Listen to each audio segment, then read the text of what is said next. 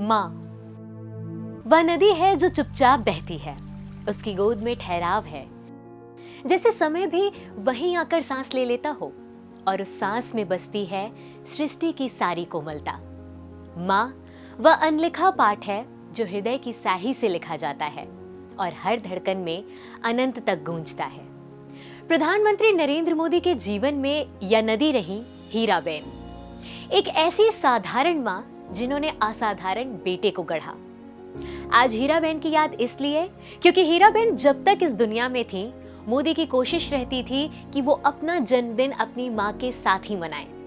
नरेंद्र मोदी का बचपन किसी आरामदायक घर में नहीं बीता। टूटी फूटी दीवारें, पिता का असमय निधन और 6 बच्चों की परवरिश का सारा बोझ माँ के कंधों पर। हीराबेन ने संघर्षों के बीच भी अपने बच्चों को कभी अकेला महसूस नहीं होने दिया। वह जानती थी कि गरीबी पेट पर चोट करती है, लेकिन माँ का साहस दिल को मजबूत बना देता है। इन्हीं हालात में बड़ा हुआ एक बालक जो आगे चलकर दुनिया की सबसे बड़ी लोकतंत्र का नेता बना। मोदी अक्सर कहते हैं, मेरी माँ की बातें सुनकर आपको भी लगेगा कि ये तो मेरी ही माँ है।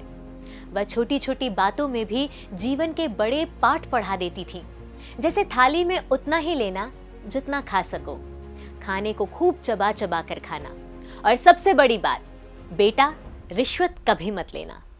ये सीखे सिर्फ बेटे नरेंद्र को नहीं, बल्कि प्रधानमंत्री मोदी को भी रास्ता दिखाती रही।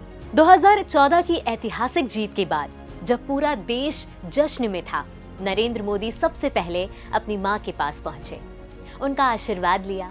कुर्सी कितनी भी ऊंची क्यों ना हो जाए, बेटा वहीं लौटता है जहां से उसकी यात्रा शुरू हुई थी।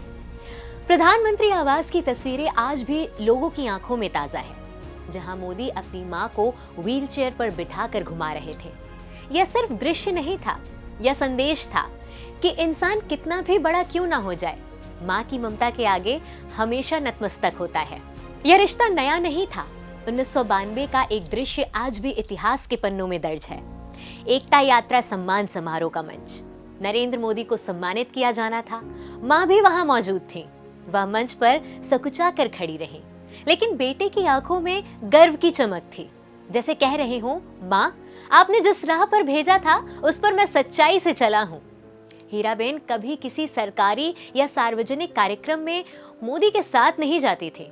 अब तक 2 बार ही ऐसा हुआ जब वो किसी सार्वजनिक कार्यक्रम में मोदी के साथ गई हों। पहली बार एकता यात्रा समारोह सम्मान के मंच पर, और दूसरी बार जब मोदी गुजरात के सीएम बने थे। जून 2022 में जब हीराबेन ने अपने जीवन के 100वें वर्ष में कदम रखा, तो नरेंद्र मोदी ने उन्हें समर्पित एक विस्तृत ब्लॉग लिखा। उसमें उन्होंने याद किया कि किस तरह मां ने अपने टूटे फूटे घर में बच्चों को संभाला।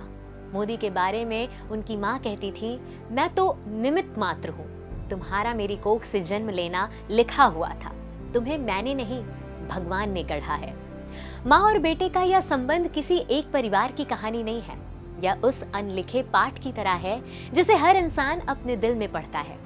हीराबेन ने नरेंद्र को सिर्फ अपना बेटा नहीं बनाया, बल्कि भारत माँ का सपूत बनाया। और यही मातृत्व की सबसे बड़ी शक्ति है, जब माँ अपने बच्चे को केवल घर का नहीं बल्कि पूरे राष्ट्र का रक्षक बना देती है।